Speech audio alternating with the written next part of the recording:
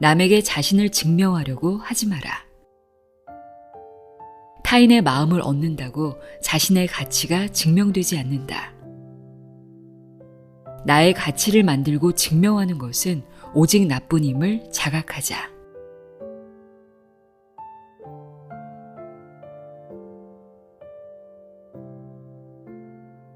안녕하세요. 나의 소리집 갈피 소리내어 있다입니다. 여러분은 자신의 인생의 주인공이 맞습니까? 아마도 대부분의 사람들이 당연히 내 인생이니까 내가 주인공이지 라고 생각하고 있지만 그렇지 않은 경우가 많습니다. 타인과 끊임없이 비교하거나 내 마음이 가는 대로 행동하기보다 타인의 이해를 구하는데 더 많은 시간을 쏟고 있지 않은가요? 그렇다면 자신도 모르게 삶의 주도권을 다른 이에게 맡겨놓고 사는 것과 마찬가지입니다. 타인을 의식하고 인정받고 싶은 건 인간의 자연스러운 욕구이기도 하지만 그것이 지나치면 문제가 됩니다. 그 누구도 내 삶을 대신 살아줄 수 없죠. 주체적으로 살아가고 있다는 즐거움과 자유, 만족을 얻으려면 나 자신이 어떻게 살아갈 것인가를 결정하는 존재가 되어야 합니다. 내 삶의 주인공이 되어 당당하고 자유롭게 살아가고 싶은 이들에게 추천하고 싶은 책입니다. 동기부여의 아버지로 불리는 분이죠. 웨인 다이어의 모두에게 사랑받을 필요는 없다 입니다. 웨인 다이어는 우리에게 철저한 행복 추구형 인간이 되라고 주문합니다. 그러기 위해서는 자기 긍정의 습관화가 반드시 필요하다고 강조하는데요. 자신의 선택이나 행동에 믿음이 없고 부정적인 사람은 결코 타인의 시선에서 자유로울 수 없기 때문입니다. 자신에 대한 지지와 믿음이 바탕이 되는 자기 긍정을 할 줄 아는 사람만이 주체적인 삶을 누릴 수 있다고 이야기하고 있는데요. 이 책에는 타인에게 얽매이지 않고 주체적인 삶을 살기 위한 특별한 전략을 소개하고 있습니다. 그럼 지금부터 웨인 다이어의 모두에게 사랑받을 필요는 없다. 내용의 일부를 읽어드립니다. 귀 기울여 들어보세요.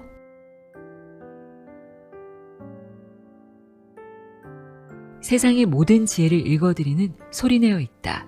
구독과 좋아요, 공유는 큰 힘이 됩니다.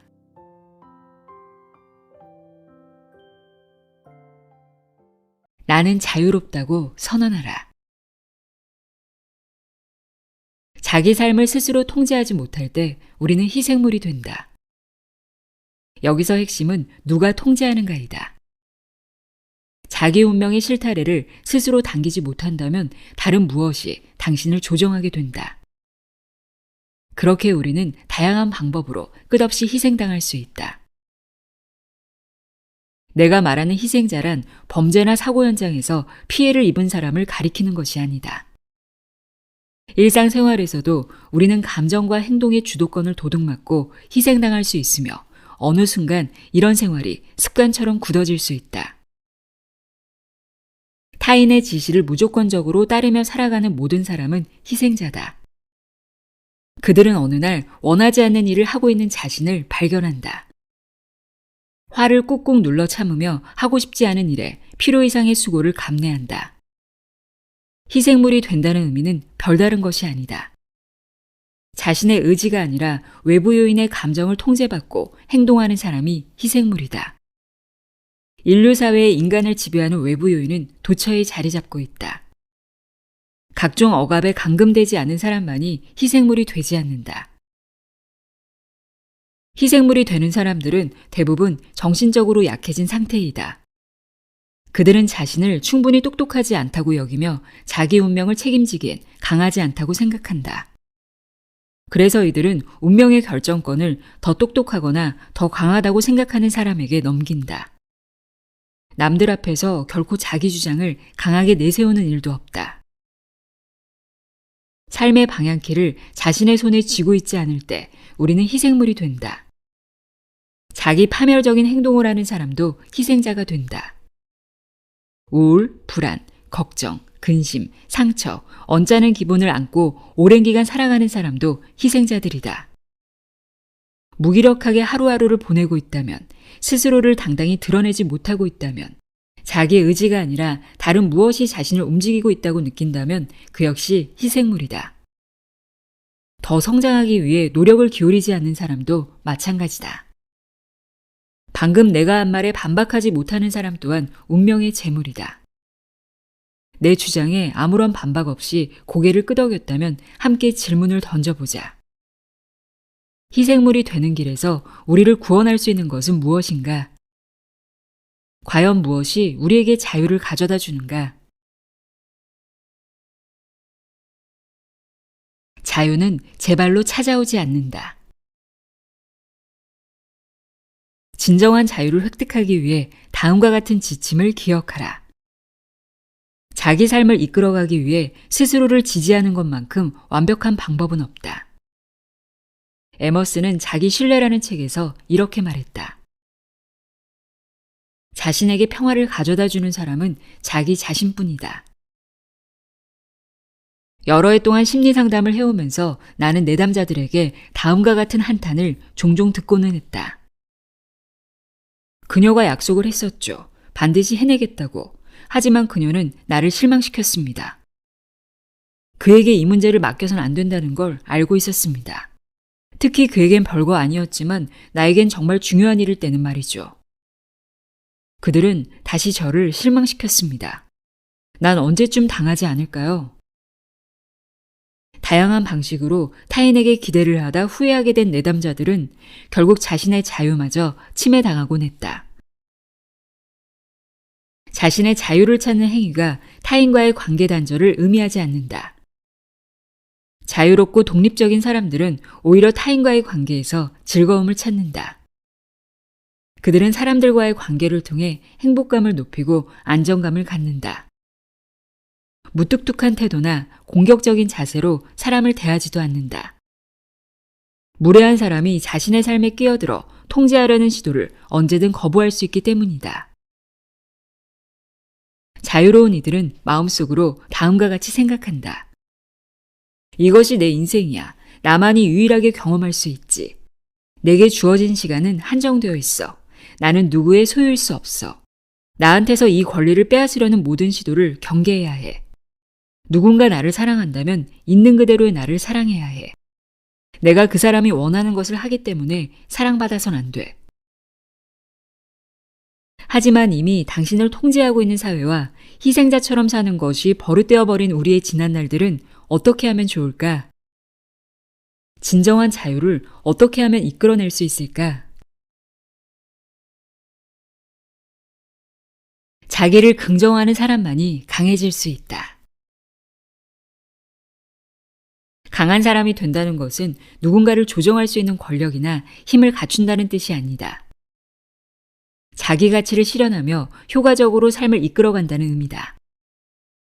누구든 타인의 뜻에 따라 움직일 이유가 없다. 우리는 각자가 고유한 가치를 지니고 있다. 이 기본적인 가치를 위협받을 때 다음 두 가지 중에서 하나를 선택해야 한다. 바로 자기 가치를 실현하는 존재가 되거나 반대로 제한받는 존재가 되는 것이다. 자기 가치 실현은 스스로를 어떻게 정의하느냐에 달렸다. 다른 사람이 우리의 가치를 규정할 수는 없다. 사람의 가치는 무언가를 성취해서 또 무언가를 달성했기에 규정되지 않는다. 한 사람의 존재가 값을 매길 수 없을 만큼 소중한 이유는 스스로가 그렇게 믿고 행동하기 때문이다. 자신의 가치를 믿어라. 가치 있는 존재라고 스스로에게 말하라. 이는 타인의 희생양으로 살아가지 않는 출발점이다. 가치 있는 존재로 행동하기 시작할 때 비로소 스스로의 가치가 빛을 발한다. 강한 사람이 되라는 의미의 본질이 여기에 있다. 희생물이 되지 말라는 의미도 여기에 있다. 자기가치 실현은 타인을 마음대로 움직일 수 있는 권력에서 비롯되지 않는다. 단지 스스로의 가치를 믿고 그렇게 행동하겠다고 약속하면서 실현된다. 때때로 우리는 목적을 달성하지 못한다. 경우에 따라 비이성적인 강요를 받을 수 있고 한 발 물러서야 하는 상황과 마주칠 수도 있다. 더 큰 희생을 치르지 않기 위해 어느 선에서 타협해야 하는 경우도 있다. 이런 불가피한 손실은 최소화해야 한다.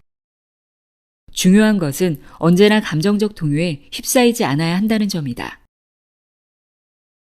이때 우리는 효과적으로 대처해야 한다. 효과적인 대처란 목표를 달성하기 위해 자신의 모든 재능을 쏟고 쓸 수 있는 전략이 있다면 모두 사용하라는 뜻이다. 자기 가치에 대한 확고한 믿음, 그리고 효과적인 대처는 강한 사람으로 거듭나는 두 개의 시금석이다. 두려움은 마음속의 허상일 뿐이다. 두려움은 이 세상 어느 곳에도 실제하지 않는다. 두려움에 시달리며 좋지 않은 무언가를 상상하는 자신만이 있을 뿐이다. 당신이 허락하지 않는 한 당신에게 위해를 가할 수 있는 것은 세상에 없다. 두려움에 떨면 그 두려움에 스스로 잡아먹히게 된다. 뭔가 안 좋은 일이 닥칠 거야 라고 확신하는 순간 스스로를 제물로 만든다. 두려움에 사로잡힌 사람들은 수천 가지 변명을 만들어낼 수 있다. 하지만 두려움은 우리 내부에서 생겨난다. 두려움은 현실의 지지를 받지 않고 상상에 의해 지탱된다. 두려움에 떠는 사람들은 실패할 거야. 내가 바보처럼 보이겠지? 난 매력이 없어. 나한테 비난이 쏟아지겠지? 날 좋아하지 않을 것 같아. 이런 생각을 하는 건 내가 두려워서 그렇다는 걸 잘 알아. 하지만 이라고 생각하며 상황을 비관적으로 바라본다. 내적 지지 기반을 무너뜨리는 이런 생각은 개인적 두려움에서 비롯된다. 매 순간 당신은 두려움을 키우면서 스스로의 나약함, 운명의 잔인함을 증명하려고 할 것이다. 이런 상태를 지속해봤자 예상되는 결과는 하나뿐이다. 나는 희생물이다 라는 낙인을 스스로 자기 이마에 찍는 것이다. 모든 일이 제대로 돌아간다는 보장이 있어야 위험을 감수하겠다면 당신에게는 아무 변화도 일어나지 않는다. 미래는 약속된 것이 아니다. 우리의 삶에는 보증서가 없다. 원하는 바를 얻고자 한다면 이런 생각은 멀리 갖다 버려라. 두려움의 대부분은 생각의 부산물이다. 생각하는 일이 실제로 일어나는 경우는 극히 드물다. 그리스 시대의 한 현자는 이렇게 노래했다. 나는 이미 늙고 늙은 몸, 수많은 고민거리를 안고 살았지. 그것들 가운데 대부분은 일어난 적조차 없다네. 한 번은 만성 공포증을 극복하려는 환자를 상담한 적이 있다. 캐나다에 사는 여성 도나는 어린 시절 학교에서 집까지 10km가 넘는 거리를 걸어 다녔다고 했다. 요금을 어떻게 내는지, 어디에서 내려야 하는지도 몰랐고 운전기사에게 물어볼 용기조차 없었기 때문이다. 그녀는 어린 시절 내내 두려움과 공포에 갇혀 살았다. 예를 들어 주어진 과제를 학생들 앞에서 발표하는 날이 다가오면 두려움에 휩싸인 나머지 알 수 없는 고열과 구토가 일어나기도 했다. 성인이 되어서도 공포증은 나아지지 않았다. 파티에 참석하면 방광이 터질 듯 해도 그녀는 화장실을 가지 못했다고 한다. 소변 보는 소리를 듣고 사람들이 비웃지는 않을까 두려웠기 때문이다. 두려움은 그녀의 인생을 지배했다. 그녀가 상담을 위해 나를 찾은 것은 두려움의 제물이 되는 삶에 지쳤기 때문이다. 몇 번의 상담을 거친 후 나는 그녀를 격려하며 만만한 위험부터 도전해보길 권유했다. 그녀는 직접 체험해야만 두려움을 극복할 수 있다는 사실을 배우기 시작했다. 도나는 엄마에게 다음 주엔 방문하지 못한다는 사소하고 단순한 거절 전화를 하는 일부터 시작했다. 이 일은 도약의 발판이었다. 그녀는 가게 점원들을 상대하는 연습을 했고 서비스가 마음에 들지 않을 때 웨이터를 응대하는 법도 배웠다. 그리고는 마침내 나의 대학 강의에 참석해 학생들 앞에서 5분 동안 연설해보라는 제안도 받아들였다. 연설은 긴장 속에서 이루어졌지만 도나는 이 일을 훌륭히 해냈다. 두려움에 도전하는 행위를 반복적으로 연습하여 극적인 변화가 일어난 것이다. 그녀는 학생들 앞에 서는 일을 두려워하지 않았으며 아무도 그녀의 소심함을 감지하지 못했다. 그로부터 3년이 지난 후 도나는 자존감 트레이너가 되었고 뉴욕에서 가장 많은 청중을 몰고 다니는 강사가 되었다. 영국의 사전 편찬자이며 뛰어난 작가였던 사무엘 존스는 두려움에 대해 이렇게 말했다. 두려움은 고통스럽다. 그 두려움을 극복하면서 우리는 안전을 보장받는다. 그러나 애초에 극복될 수 없는 실체 없는 두려움은 고통스럽기만 하고 쓸모가 없다. 두려움의 근거가 없다면 그로부터 벗어나는 것이 빠르게 행복해지는 길이다. 지금으로부터 수백 년 전의 말이지만 여전히 유효하다. 당신의 두려움의 근거가 없다면 그 두려움은 쓸모도 없다. 이를 제거하는 것이 행복으로 가는 지름길이다. 행복은 두려움을 없애는 유일한 무기다. 도나의 사례는 우리에게 매우 중요한 가르침을 준다. 자발적으로 행동하지 않으면 두려움을 약화시킬 수도 없고 무언가를 배울 수도 없다는 사실이다. 행동은 두려움의 해소책이며 자기 비판적 행위에서 벗어나는 해독제이다. 희생자가 되는 사람들은 행동하기를 망설인다.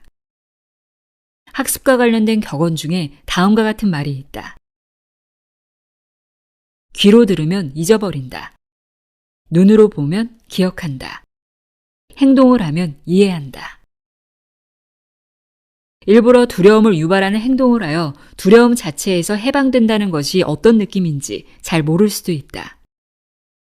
심리상담사와 밤새도록 이야기하고 머리에서 땀이 날 때까지 생각을 곱씹고 친구들의 조언을 무수히 구한다고 할지라도 당신이 직접 행동하기 전까진 결코 이해할 수 없다. 가르친다고 해서 두려움이 생기지 않듯 두려움을 느끼지 않는 법을 말로는 배울 수 없기 때문이다. 당신의 두려움은 당신만의 감각이다. 그러니 맞설 수 있는 사람은 오직 당신밖에 없다. 언젠가 해변에서 어떤 어머니가 아이에게 이렇게 소리치는 것을 들었다. 헤엄치는 법을 익히기 전에는 물에 들어가면 안 된다. 이 학습 논리에 대해 어떻게 생각하는가? 나에게는 걷는 법을 배우기 전에는 일어날 생각하지 마. 혹은 던지는 법을 익힌 후에 공을 잡아 같은 말로 들린다. 어떤 방법을 익히기 위해서는 우선 행동해야 한다. 행동 없이 무언가를 익히기를 기대하는 사람이 있다면 당신은 그를 이상한 사람으로 생각할 것이다. 마찬가지로 두려움 앞에 꼼짝 못하는 이유를 어린 시절 어른으로부터 배우지 못한 탓이라고 둘러댄다면 이는 변명에 지나지 않는다. 행동하지 못하는 이유를 찾는 한 우리는 늘 같은 방식으로 희생될 뿐이다. 어린 시절 경험이 부모의 가르침을 그대로 따라한 결과라면 현재 자신을 변화시킬 수 있는 건 역시 배우고 행동하기밖에 없다. 넘어지면서 걸음마를 배우듯 시행착오는 필수다. 혹시 시행착오로 인해 원하는 목표까지의 거리가 더 멀어지고 성공할 가능성이 줄어든다고 생각하는가? 필수적으로 겪어야 할 경험을 거절하겠다면 스스로에게 이렇게 말하는 것과 같다. 알고는 있지만 하지는 않겠어. 스스로를 시험하지 않으면 자신의 장점이 무엇인지 절대 알 수 없다. 모든 시험이 항상 성공적이라면 시험할 필요도 없다. 그래서 우리는 시험이 실패할 때마다 또다시 시험하는 것이다. 기꺼이 무언가를 시도하는 그곳에 당신의 가치를 드러낼 보물이 숨어 있다. 경험은 두려움을 극복하는 도구다. 19세기 영국의 작가이며 연설가였던 벤저민 디즈레일리는 이 사실을 간명하게 요약했다. 경험은 생각의 산물이며 생각은 행동의 산물이다. 책만으로는 사람에 대해서 배울 수 없다. 먼저 생각하라. 생각했으면 행동하라. 그런 후에야 알 수 있다. 이것이 바로 우리를 희생물로 만드는 소심한 마음과 대결하는 방법이다. 자기 선택이 적을수록 더 나약해진다. 두려움에 사로잡혀 무기력해졌을 때, 다른 말로 희생물이 되었을 때 이런 질문을 던져보라. 이런 상태에서 내가 얻을 수 있는 것은 무엇인가? 당신의 첫 번째 대답은 아무것도 없다일 것이다. 조금 더 깊은 질문을 던지자. 왜 사람들은 자신만의 길을 스스로 가려 하지 않고 타인의 손에 자신의 운명을 쉽게 넘기는 걸까? 겉보기엔 위험을 피하는 것처럼 보일 수 있다. 다른 사람에게 주도권을 넘기며 자신의 판단으로 궁지에 몰리는 상황을 회피하는 것이다. 만약 일이 잘못되면 당신은 그렇게 하도록 지시한 사람을 비난할 수 있다. 훨씬 더 고통스러운 자기 책임은 깔끔하게 모른 채 한다. 자신의 행동의 변화가 필요할 때도 손쉽게 피할 수 있다. 그냥 누구 때문에 손해를 본 선량한 피해자로 남으면 그만이다. 가해자들로부터 허울뿐인 사과를 받는 것이 유일한 위로다. 나약함으로 얻을 수 있는 보상은 자기 앞에 놓인 위험을 피하는 것뿐이다. 이런 태도가 어떤 신경 과민성 행동을 유발하는지는 다른 저작, 행복한 이기주의자에 자세히 설명했다. 여기서 기억해야 할 점은 하나다. 어떤 위험이 있을지라도 자신의 권리를 강화하는 방향으로 행동과 정신을 단련하라. 그것만이 삶의 질을 향상시킨다. 모든 존재는 세상의 유일한 존재다. 비교라는 함정에 빠지지 않기 위해선 나는 세상에서 유일한 존재라는 사실을 깨달아야 한다. 고대의 격언은 이렇게 말한다. 내가 가는 곳이 어디든 나는 나다. 마음속 깊숙이 숨겨져 있는 생각과 욕망, 그리고 은밀한 감정이 당신의 것과 똑같은 사람은 세상 어디에도 없다. 이 개념을 받아들인다면 왜 다른 사람의 사례를 자신의 기준으로 삼는 것이 우스꽝스러운 일인가를 알 수 있다. 독특한 개성을 지닌 사람들이 모여 인류라는 집단을 구성한다. 너무 다르다는 특성은 이 집단의 위협이 되기도 한다. 물론 역사를 돌이켜보면 자신만의 독특함으로 위대함을 창조한 사람이 있다. 세상은 그들을 숭배한다. 하지만 예수, 소크라테스, 간디, 토마스 무어, 그리고 비교적 최근 인물인 헨리 트루먼과 윈스턴 처칠 같은 위인들은 당대의 독특한 개성으로 비난을 받던 사람들이다. 그 독특한 개성이 더 이상 사회의 위협이 되지 않는 훗날이 되어서야 재평가를 받았을 뿐이다. 학교 교실은 정상곡선과 같은 기준을 사용해 학생들을 적합한 사람과 부적합한 사람으로 가른다. 이뿐만이 아니다. 신성시대는 평균에 근접시키기 위해 사람을 평가하는 다양한 도구들이 우리 사회에 수없이 존재한다. 이를 두고 생화학자 프레드릭 크레이는 평범한 사람들은 획일 표준에서 안정감을 찾는다라고 꼬집었다. 이 모든 압박과 지속적인 암시로 인해 대부분의 사람은 비슷한 방식으로 생각하고 행동하려 한다. 하지만 우리는 결코 다른 이들과 똑같아져서는 안 된다. 그렇게 살아갈지라도 여전히 나 자신은 독특한 사고와 감정으로 세상을 살아가는 유일한 존재임을 자각해야 한다. 외적 기준으로 인간을 통제하려는 사회와 그 힘에 지배당하는 구조를 파악한다면 그 영향을 차단하는 것도 가능하다. 불행한 사람과 함께 불행해지지 마라. 인성의 결함이 있음에도 이를 고치려 하지 않는 사람을 상대하는 가장 단순한 방법은 그들을 가까이 하지 않는 것이다. 냉정한 소리처럼 들리겠지만 가장 효율적인 전략이다. 불행에 압도되어 살아가는 사람들은 상심 속에서 헤어나지 못하는 경우가 많다. 그들이 자신의 비극으로 당신을 끌어들이는 일도 있다. 당신에게는 우울에 빠진 사람들의 비극을 책임질 이유가 없다. 세상이 가혹하다고 운명을 탓하는 사람들보다 성장통을 인내하는 사람, 운명을 사랑하는 사람들의 밝은 얼굴과 함께하라. 끊어지지 않는 그들의 불행을 위로하는 것을 넘어서야 한다. 특히나 당신의 계속된 도움이 그들의 불행을 개선하는데 아무런 도움이 되지 못한다면 당신에게는 더욱 그들을 책임져야 할 이유가 없다. 그들은 당신의 주의를 끌기 위해 불행을 과장하거나 한탄할 것이다. 이때 반응하면 당신이 그토록 바꿔주고 싶은 그들의 인성 문제만 강해질 뿐이다. 늘 남의 도움을 바라는 사람들 곁에 서성거리는 것만으로도 그들은 문제 행동을 계속한다. 그 사람의 혐오스러운 행동을 멈추게 하고 싶으면 그들을 버려라. 그래야만 넋두리를 멈추고 무언가 생산적인 일을 하게 된다. 뿐만 아니라 당신 또한 자신을 위해 더 유용한 일을 할 수 있다. 상실감에 빠져 살아가는 사람들을 관찰하면 그들은 자신에게 닥친 재앙을 한탄하며 남 흠집 잡기에 몰두한다는 사실을 알 수 있다.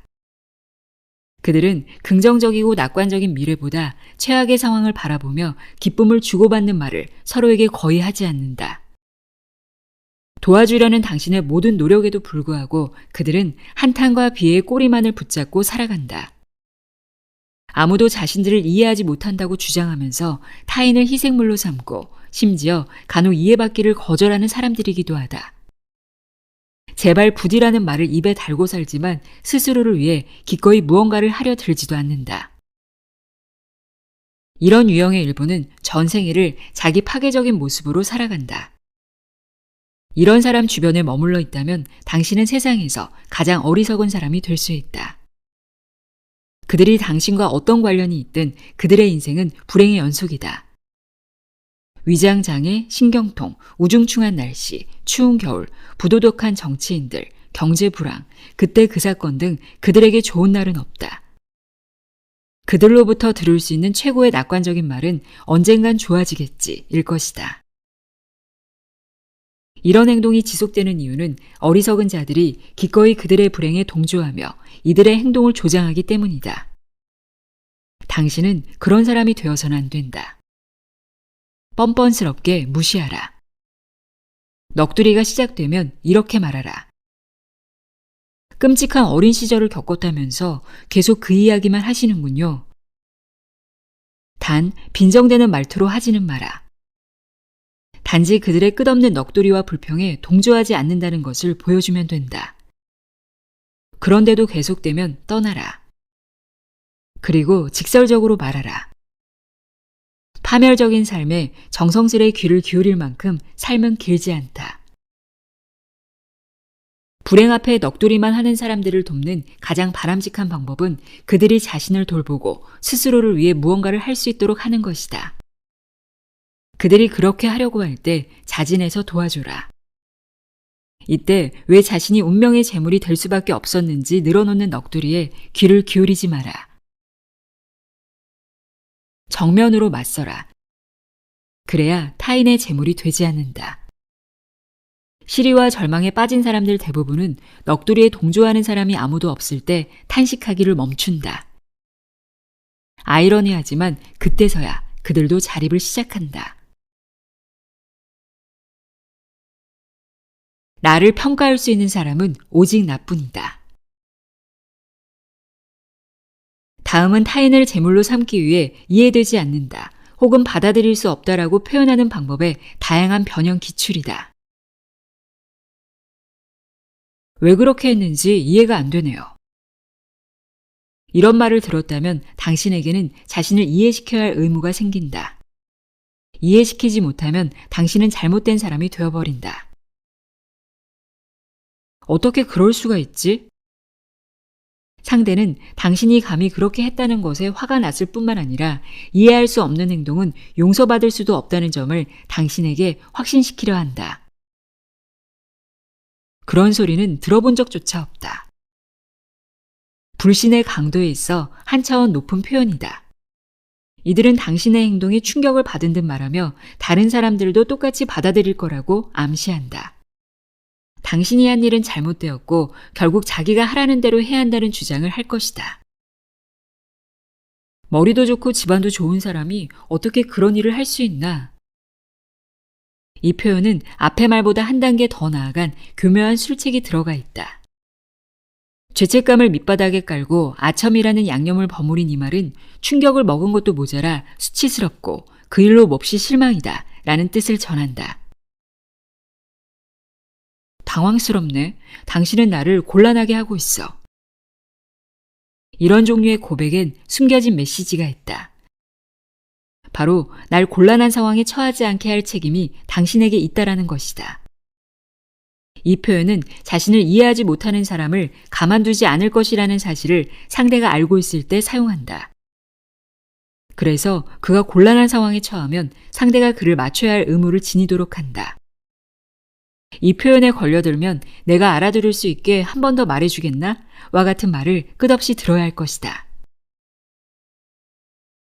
너 때문에 내가 얼마나 힘든지 너도 알아야 해. 당신으로 인해 자신이 겪은 어려움을 이해하라는 말이다. 이 말을 뒤집으면 그도 당신을 이해하고 있지 않다는 뜻이다. 기본적인 이해 없이 단지 꾸짖고 있을 뿐이다. 때가 어느 때인데 그런 일을 하겠다니 어이가 없다. 이 표현은 당신이 바라는 것이 무엇이든 그 일을 하지 못하도록 하기 위해 쓰인다. 조깅, 독서, 낮잠, 휴식 등 당신이 하려는 모든 일을 막을 수 있으며 비난을 받지 않으려면 당장 계획을 멈춰야 한다. 이 말은 수험생에게 다음과 같은 표현으로 쓰이기도 한다. 하고 싶으면 나중에 대학 가고 나서 해. 고기 한 점 먹는다고 큰일이 나냐? 이해를 못하겠네. 이 표현은 당신의 음식 취향을 포기시키고 싶을 때 쓰인다. 당신의 세계관을 이해하지 못하기 때문이다.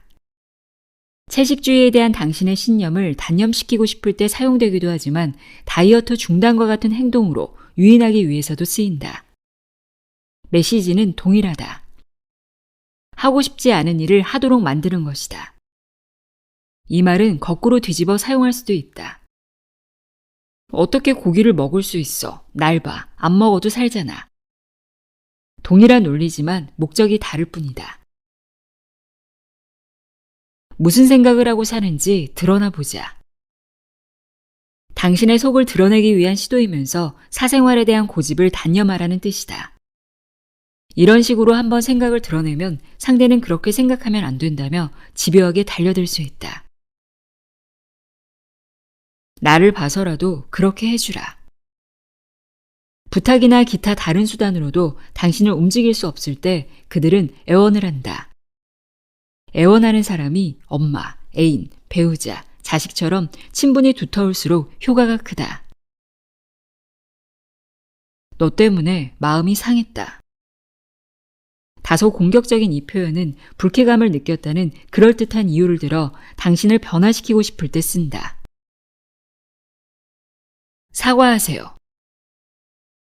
이 표현은 당신이 의도하지 않은 말에 압력을 넣어 행동을 통제하려는 수단이다. 사과하고 싶지 않고 상대의 압박에 굴복하고 싶지 않다면 다음 문장을 마음에 새겨라. 강요된 사과는 아무런 가치가 없다. 사과의 진정성이 전달되지 않는다.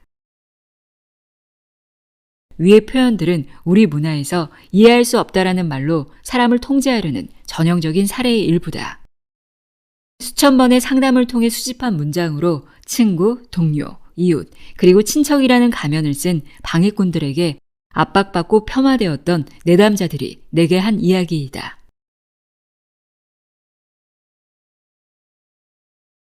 나를 단단하게 만드는 20가지 전략. 다음은 이해할 수 없다라는 폭격이 당신에게 쏟아질 때 이를 효과적으로 무력화할 수 있는 특별한 전략이다. 1. 해명하고 싶지 않으면 하지 마라. 해명하고 있는 자신이 싫다면 당장 그만둬라. 우리에겐 자신의 행동을 일일이 타인에게 설명할 의무가 없다. 어떤 해명이든 당신이 선택한 것이어야 하지 타인의 기대에 맞춰야 하는 것은 아니다. 매번 요구가 있을 때마다 그 기대에 맞추어 설명하지 않겠다는 다짐을 한 번이라도 명확히 드러내라. 그러면 그들 또한 어리석은 요구를 하지 않을 것이다. 해명은 하고 싶을 때 해야 한다. 압박에 의해 한다면 당신의 삶이 그들의 통제권 안으로 들어간다. 2. 오해받는 것을 두려워 말라. 억지로 이해시키려고 하지 마라. 때때로 오해받고 있다고 당당히 이야기하라. 단, 오해는 인간 사회에서 자연스러운 것이다. 오해 자체는 당신과 당신의 인간관계에 문제가 있음을 가리키는 지표가 아니다. 당신을 이해하지 못하겠다고 말하면 그냥 어깨를 으쓱하고 미소를 지어라. 랄프 알도 에머스는 저서 자기 신뢰에서 유명한 말을 남겼다. 위대하다는 것은 오해받아 왔다는 것이다. 3. 남이라면 더욱 신경을 꺼라. 모르는 사람이 당신의 입장을 명확히 밝혀달라고 했을 때 무시하는 연습을 하라. 티셔츠에 당신의 생각을 뚜렷이 새기고 다닌다고 할지라도 이해하지 못할 사람은 끝내 당신을 이해하지 못한다. 해명하지 못한 좌절감이나 수치심으로부터 자유로워질 때 오해에 대한 두려움에서도 자유로워질 수 있다. 4. 해명의 책임을 상대에게 넘겨라. 해명하라는 상대의 요구를 충족시킬 수 없다고 생각된다면 그에게 이렇게 물어라. 당신은 어떻게 나를 이해하고 있어요? 당신의 행동에 대한 그의 해석이 옳다면 부분적으로 동의하라.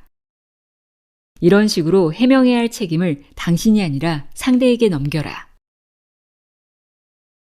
5. 해명의 요지를 되풀이하라.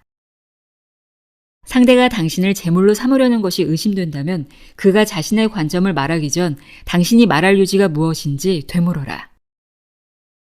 당신은 자신의 관점을 어떤 방해도 없이 설명하고 그는 당신이 말한 요지를 되풀이하는 것이다. 이 과정은 당신이 만족스러울 때까지 반복해도 된다. 그가 들은 말을 제대로 말했다고 생각되면 이번엔 그에게 자신의 관점을 말하도록 하고 이번엔 당신이 그 요지를 되풀이하라. 때때로 잠깐만요. 제 얘기를 오해하셨네요. 라고 하며 그가 다시 말하도록 하라. 이 단순한 전략의 핵심은 희생물이 될 수 있는 상황을 피하고 상대가 당신의 말에 귀를 기울이도록 만드는 것이다. 이 작업을 제대로 반복하면 상대방은 당신에 대한 이해도가 높아져 있을 것이다. 6. 급할 것 없다. 당신이 무엇을 성취했다면 급하게 알릴 필요가 없다. 이는 묵묵히 역량을 키워나가는 전략의 또 다른 방편이다. 우선 1시간 혹은 2-3시간 참았다가 그들에게 바로 알려야 하는지 자문해보라. 소식을 지연시키면 듣는 사람에게 당신의 이룩한 업적을 보다 두드러지게 하는데 특히 유용하다. 몇 시간 혹은 며칠 자신의 성취를 알리는데 더 이상 조급함이 느껴지지 않을 때까지 기다려도 된다.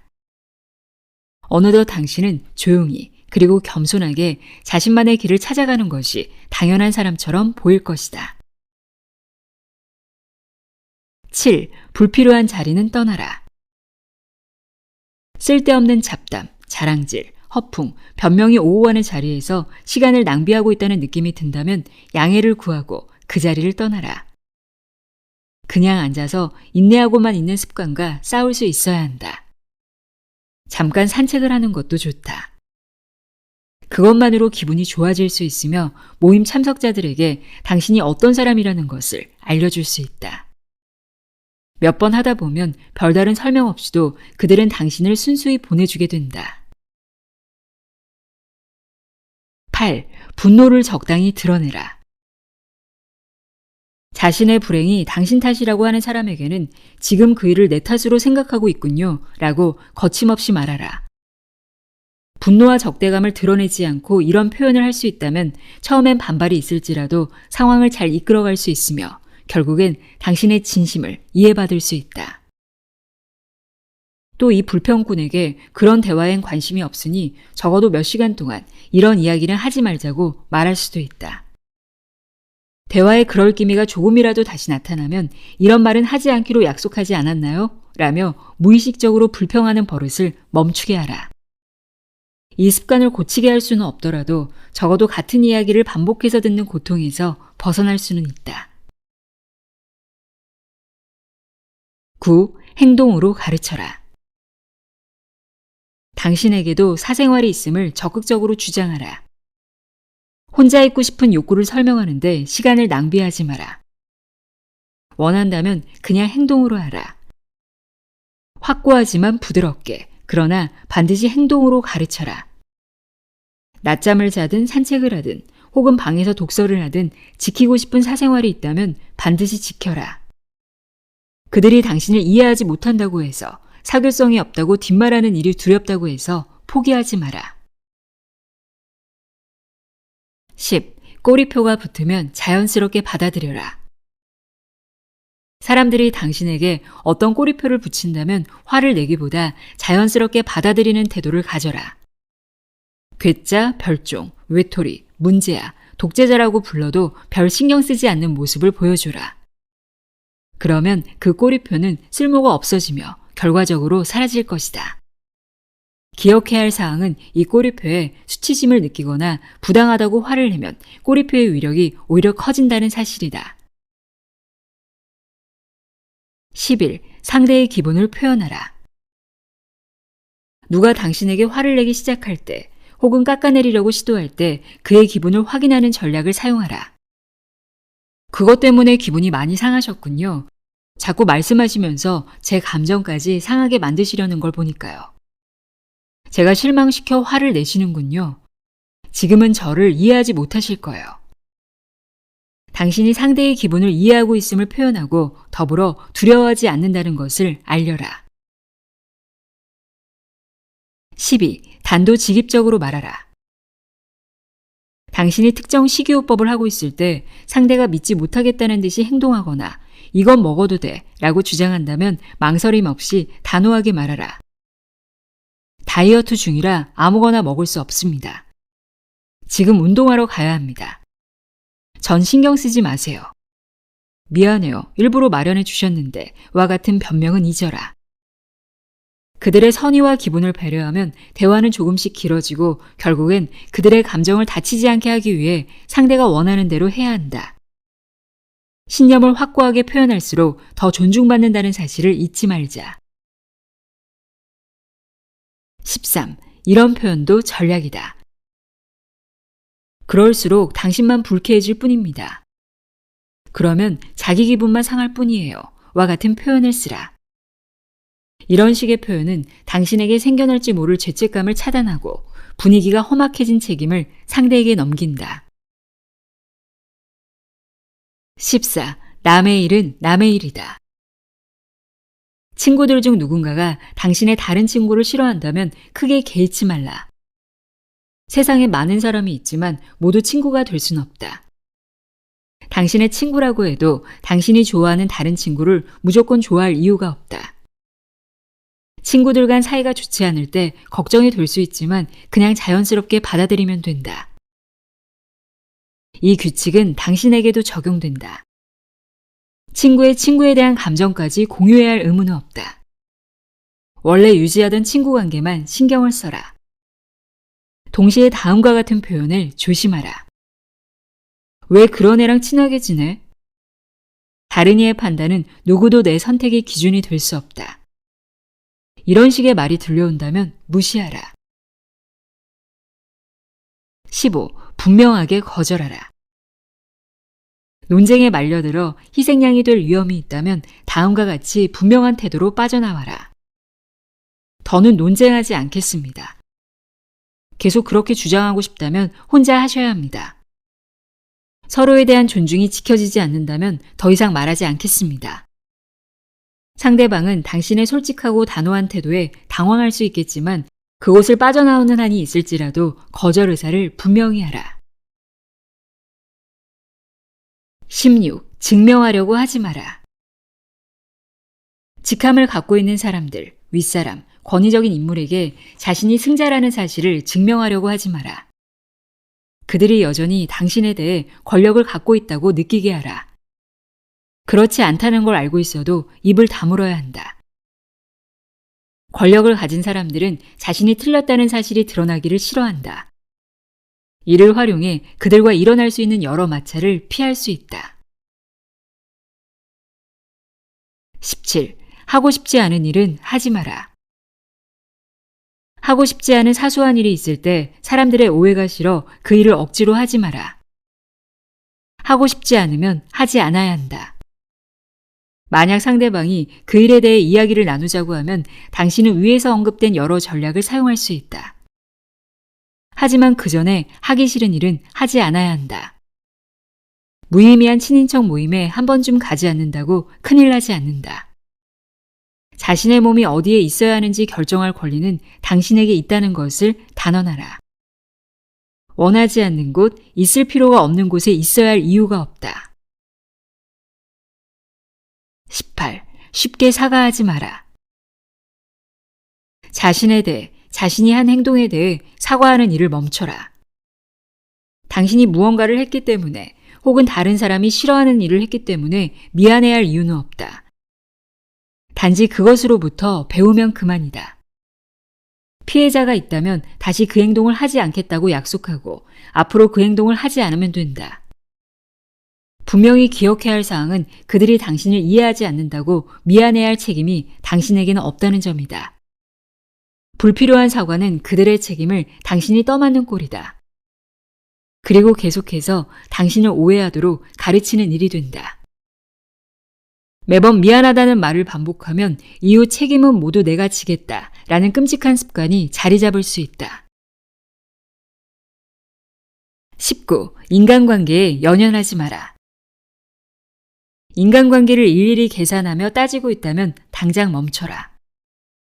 잠시라도 흘러가는 대로 내버려두라. 인간관계의 모든 동기, 행동을 해석하려는 강박적인 욕구로부터 자유로워져라. 지나친 분석은 문제를 개선하는 유용한 도구로 쓰이기보다 마음의 족쇄가 될 수 있다. 아름다웠던 인간관계도 그로 인해 파탄이 난다. 인간관계에 공을 들이는 행위에 너무 열중하면 모든 관계가 의무가 되고 사람 사이에서 느끼는 즐거움이 사라진다. 20. 숨길 필요가 있다면 숨겨라. 드러내지 않는 것이 상대방에게 더 좋은 결과를 가져온다면, 그리고 드러내는 것이 당신의 사생활을 파괴할 가능성이 있다면 숨겨라. 숨기는 일이 최선의 방법이라면 그 행동을 잘못이라고 생각하지 마라. 우리에게는 사적인 정보를 드러내지 않을 권한이 있다. 특히 상대가 그것을 알 권리가 없다고 생각되는 경우에 더욱 그렇다.